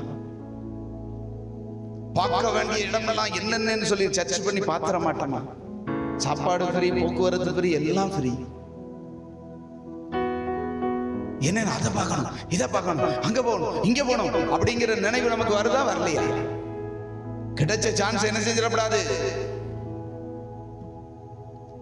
தேவனுடைய மனுஷர்களை தேவன் வல்லமையா பயன்படுத்துறாரு. அவங்க கிட்ட இருந்து கர்த்தருடைய வல்லமை புறப்படுதுன்னா அந்த வசனத்தை வாசிங்க. 4ஆம் அதிகாரம் நீதிமொழிகள் 4:23. எல்லா காவலோடும் உன் இருதயத்தை காத்துக்கொள். எல்லா காவலோடும் உன் இருதயத்தை காத்துக்கொள். அதனிடத்தினின்று ஜீவ ஊற்று புறப்படும். அங்க இருந்துதே ஜீவ ஊற்று புறப்படும். ஜீவ ஊற்று நம்ம இடத்துல இருந்து புறப்படணும் அப்படின்னா காக்கணும். எதை? இருதயத்தை. இருதயத்தை காக்கணும் அப்படின்னா இருதயத்துக்கு வாசல் என்னென்ன? கண்ணு, காது, வாய், மூக்கு இல்ல. மூக்கு வேற, மூக்கு வழியா எதுவுமே போக முடியாது, இருதயத்துக்குள்ள போக முடியாது. கண் பார்க்கறது இருதயத்துக்குள்ள போயிடும், கேட்கறது இருதயத்துக்குள்ள போயிடும், பேசுறது இங்க சொல்ற. மறுபடியும் இப்ப வாசிங்க.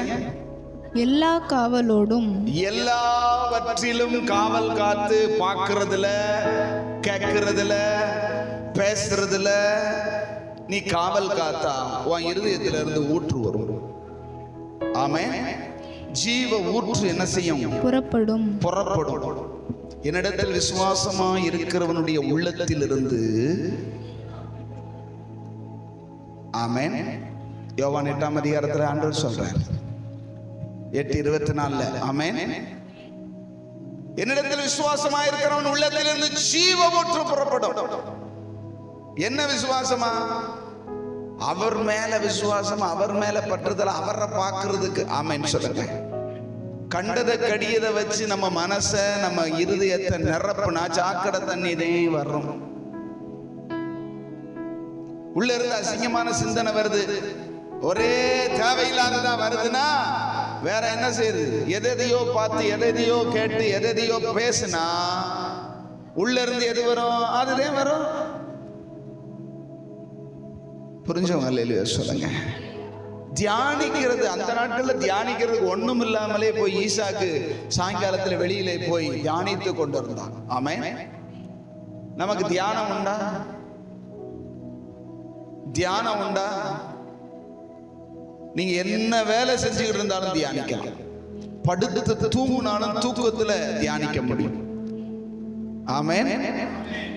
எதை தியானிக்கிறது? வேத வசனத்தை படிச்சாத்தையும் அதை நிறைச்சாத்தையும் தியானிக்க முடியும்.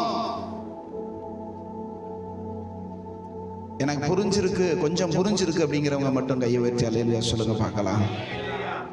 அல்லேலூயா. தியானம் என்பது ரொம்ப முக்கியம். ஐயா எனக்கு வசனமே படிக்க தெரியாது அப்படின்னாலும் வசனத்தை கேட்கலாம்ல. இருதயத்துல வாசல் எத்தனை? கண்ணு, காது, வாய். கண்ணால பார்த்து படிக்க தெரியாது, ஆனா காதால கேட்கலாம்ல. கேட்கறீங்களா? நான் ஏற்கனவே சொல்லிருக்கேன், வசனத்தை கேட்டுக்கிட்டே இருக்க இருக்க இருக்க உங்களுக்குள்ள வல்லமை கூடிக்கிட்டே இருக்கும். நான் சொல்றது சத்தியமா சொல்றேன். நீங்கள் செல்ஃபோனில் நம்ம மெமரி கார்டு போட்டுக்கலாம். ஆண்ட்ராய்டு ஃபோன் இருந்ததுன்னா ஒரு ஆப் ஏற்றினா போதும், முழு பைபிளும் என்ன செய்யும்? ஆடியோவில் படிக்குது. அதை கேட்டுக்கிட்டே இருங்க. ஒரு மணி நேரம், 2 மணி நேரம் கேட்டுக்கிட்டு இருங்க. அந்த வசனங்களை கேட்க கேட்க கேட்க உங்க ஆவி மனுஷன் என்ன செய்யும்? ஆமென் சொல்லுங்களேன். ஒரு ஆளுக்கு ரொம்ப உடம்பு முடியலை, ரொம்ப பலவீனமா இருக்காங்க, ரொம்ப பலவீனமா சோர்ந்து போயிருக்காரு. அப்படின்னு ஆஸ்பத்திரிக்கு கூட்டு போன உடனே அவருக்கு என்ன செய்யறாங்க சொல்லுங்க? குளுக்கோஸ் ஏற்றுறாங்க.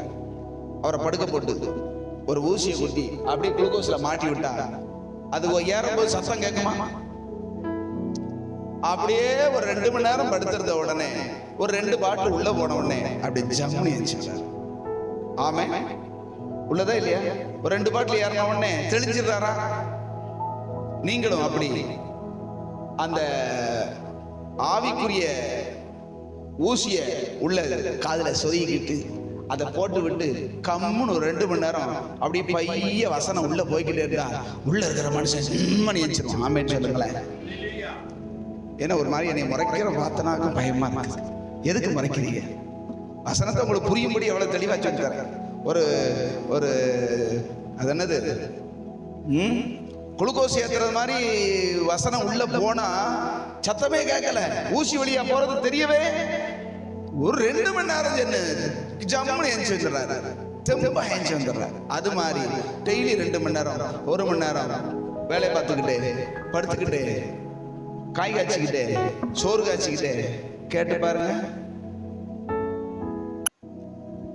உண்மையை சொல்றேன், நான் சொல்றது உண்மையெல்லாம் செக் பண்ணி பாருங்க. அப்படியே உங்க ஆவி மனுஷன். நீங்க என்ன செய்யணும்? தெரிஞ்ச வசனத்தை சொல்லிக்கிட்டே இருக்கணும். காதுல கேட்கறத சொல்லிக்கிட்டே, வாயில சொல்லிக்கிட்டே இருக்க இருக்க இருக்க விசுவாசம் ஒத்துக்கிட்டு வரும், தியானம் வரும், ஜெபம் வரும், பலன் வரும், பாவம் வரும். அல்லேலூயா சொல்லுங்க. அதை செய்யாம நம்ம வேற எதையோ பண்ணிக்கிட்டு இருந்தோம் அப்படின்னா தேவனுடைய காரியம் நம்மை பலப்படுத்தும். சொல்லுங்க, சத்தமா சொல்லுங்க. தேவனுடையவைகள், தேவனுடைய நன்மையான காரியங்கள், சொல்லுங்க, நம்மை பலப்படுத்தும். உலக காரியங்கள் பார்க்கும்போது நல்லா தான் தெரியும், ஆனா பலவீனப்படுத்தும். ஒரு நாடகமோ, ஒரு சினிமாவோ, ஒரு சிரிப்போ, மற்ற உலக காரியம் எதுவோ நீங்க பார்க்கும்போது நல்லா இருக்கும், பார்த்து முடிச்சதுக்கு அப்புறம் ரொம்ப நல்லா இருக்கும். நான் இதை உணர்றீங்களா? பேப்பர் ரொம்ப வேண்டாம், பேப்பர் படிக்கிறீங்க, ஒரு வார்த்தை விடாம எல்லா பக்கத்தையும் படிச்சு முடிச்சுட்டு அதை கீழே போட்ட உடனே உங்களுக்குள்ள ஆவியில பலன் வரும் நினைக்கிறீங்களா? ஒரு பெரிய வெறுமை உங்களுக்குள்ள இருக்கும். ஆவியில ஒரு வெறுமை வரும், தெரியுமா உங்களுக்கு? அதே ஒரு 10 அதிகாரம் படிச்சுட்டு இருந்தீங்க, உங்களுக்கு சொல்லி முடியாத பலன் இருக்கு. இது தெரியும், ஆனாலும் நம்ம வேணும்னே என்ன செய்யறது? தெரிஞ்சாலும் ஆகாததையாதையும் பார்க்கறது, ஆகாததையாதையும் செய்யறது, ஆகாததையாதையும் பேசுறது, கேட்கறது. அல்லேலூயா. அப்படின்னா நம்முடைய தியானம் பண்ணாதே நமக்குள்ள என்ன வரும்? பலன் வரும், நமக்கு தைரியம் வரும், நம்ம செய்யறது வாய்க்கும். அப்படின்னா தியானம் பண்றதுக்கு முன்னாடி நிரப்பணும். ஆமென் சொல்லுங்க. படிக்க வசனத்தை வாசிக்கணும், வாசிச்சதை நிரப்ப கேட்டுக்கிட்டே இருங்க, பார்த்துக்கிட்டே இருங்க, படிச்சுக்கிட்டே இருங்க. உங்களால என்ன செய்ய முடியுமோ அதை செஞ்சுக்கிட்டே இருங்க. உங்களுக்குள்ள வர்ற பலனுக்கு அளவே. அல்லேலூயா, அல்லேலூயா சொல்லுங்க. வழி வாய்க்கும், நீ செய்யறது வாய்க்கணும்னா இதுதான் வழி. ஜெபம் பண்ணுவோமா தேவ சமூகத்துல? Thank you Jesus. Hallelujah. நன்றி ஆண்டவரே, நன்றி அப்பா, உமக்கு ஸ்தோத்திரம். தேவ சமூகத்துல எல்லாம் முழங்கள் படியிட்டு இந்த வேத வசனத்தால நம்முடைய இருதயம் நிரம்பட்டும். ஹalleluya. நன்றி இயேசுவே, உமக்கு நன்றி அப்பா. கர்த்தருடைய ஆவியானவர் நமக்கு நம்முடைய வாழ்வின் பலன் அதிகரிக்கும்படியாக, நம்முடைய வாழ்க்கையில் பரிசுத்தம் அதிகரிக்கும்படியாக, நம்முடைய காரியங்கள் வாய்க்க செய்யும்படியாக, நம்முடைய வாழ்க்கை தேவனோடு உறவாடுகிறதிலே பலப்படும்படியாக காரியங்களை நமக்கு கற்றுக் கொடுக்கிறார். ஹல்லேலூயா.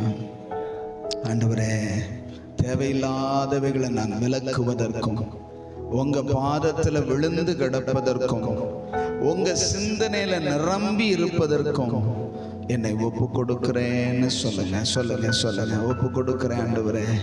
என் கண்ணை ஒப்பு கொடுக்கிறேன், என் வாயை ஒப்பு கொடுக்கிறேன், என் காதை ஒப்பு கொடுக்கிறேன்.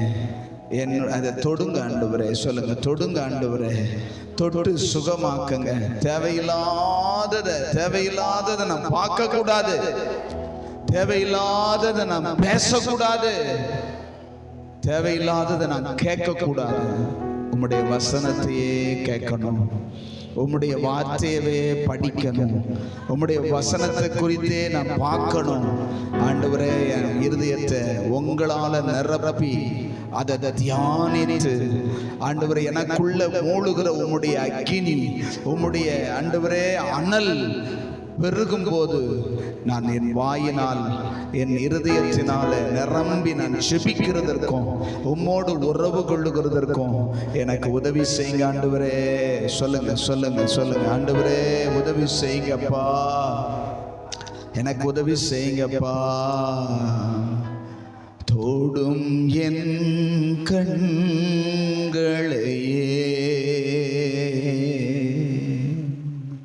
உம்மை நான் காண வேண்டுமே,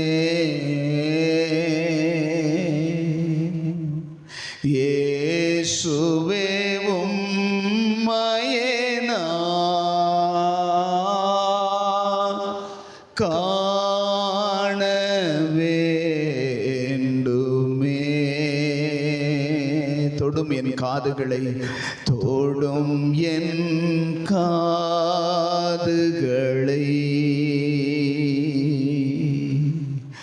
உம் கூறல் கேட்க வேண்டுமே. இயேசுவே உம் கூறலை கேட்க வேண்டுமே.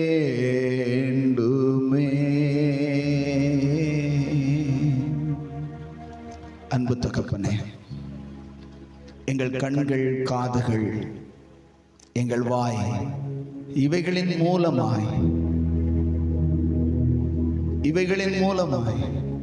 உம்முடைய வார்த்தைகளும் வல்லமையும் எங்களுக்குள்ளே பெருகும்படிக்காக எங்களை ஒப்புக் கொடுக்கிறோம். எங்கள் இருதயம் அக்கினி மூண்டு தியானிக்கும் போது அக்கினி மூண்டு இன்னும் ஜெபத்திலே வளரவும், எங்களுடைய காரியங்களெல்லாம் வாய்க்க செய்யும்படியாக நீர் கொடுத்திருக்கிற ஆலோசனைகளுக்காக ஸ்தோத்திரம் ஆண்டவரே. நாங்கள் பயந்து நடுங்குகிற காரியத்திலே திடமனதாய் இருக்கும்படி எங்களுக்கு ஆலோசனை சொல்லுகிற எங்கள் அன்பு தகப்பனே, உமக்கு நன்றி. நிற்பேனா, நிலைப்பேனா, பரலோக ராஜ்யத்துல சேருவேனா, நான் பரிசுத்தமா வாழுவேனா அப்படின்னு சொல்லி பயப்படுகிற காரியங்கள் எதுவும் எங்களை அணுகாதபடி உம்முடைய வார்த்தையிலே வல்லமை இருக்கிறது. அந்த வார்த்தையை தியானிக்கும் போது அந்த வல்லமை எங்களுக்குள்ள வருகிறது. நாங்கள் பலனும் கொண்டு திடமனதாயிருந்து ஆண்டவரே உம்முடைய காரியங்களை நடத்துவதற்கு எங்களை பலப்படுத்துவீர். அதற்காக உமக்கு ஸ்தோத்திரம். தொடர்ந்து நீர் எங்களை நடத்தும். இந்த வாரம் முழுவதும், இனி வருகிற நாட்கள் முழுவதும் அதை வாசிக்க, தியானிக்க, ஜெபிக்க ஆண்டவரே உமக்கு பிரியமாய் நடக்க ஒவ்வொருவருக்கும் உதவி செய்ய கர்த்தர் செய்ய போகிற தயவுக்காக ஸ்தோத்திரம். இரட்சகர் இயேசுவின் நாமத்தில் ஜெபித்து ஜெயம் எடுக்கிறோம் நல்ல பிதாவே. என் ஆத்துமாவே கர்த்தரை ஸ்தோத்திரி, என் முழு உள்ளமே பரிசுத்த நாமத்தை ஸ்தோத்திரி. என் ஆத்துமாவே கர்த்தரை ஸ்தோத்திரி, கர்த்தர் செய்த சகல உபகாரங்களை மறவாதே. ஆமென், ஆமென். ஹல்லேலூயா, ஹல்லேலூயா. God bless you. Praise the Lord. Praise the Lord.